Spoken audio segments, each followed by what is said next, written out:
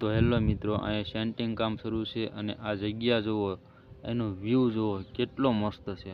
મને તો અહીંનો વ્યૂ બહુ મસ્ત લાગ્યો। તમને અહીંનો વ્યૂ કેવો લાગ્યો કોમેન્ટમાં જરૂર જણાવજો। અને મિત્રો અહીંયા એકદમ શાંત વાતાવરણ છે જુઓ તમે। અને અહીંયા જુઓ આગળ એક મેળો કરેલ છે। હાલો તો હું તમને ઝૂમ કરીને બતાવું। જો આગળ મેળો છે અમારે, કારણ કે અહીંયા અમારા ગામમાં સિંહ કે દીપડા કે હાવો એવું કાંઈ તો નથી, તો પણ અહીંયા ટેકરી પર મેળો કરેલો છે। કારણ કે રાતે હુવે ને અહીંયા વાડીઓવાળા, તો મેળા ઉપર ચડીને હુવે તો બહુ મસ્ત રાતે પવન આવે એટલા માટે।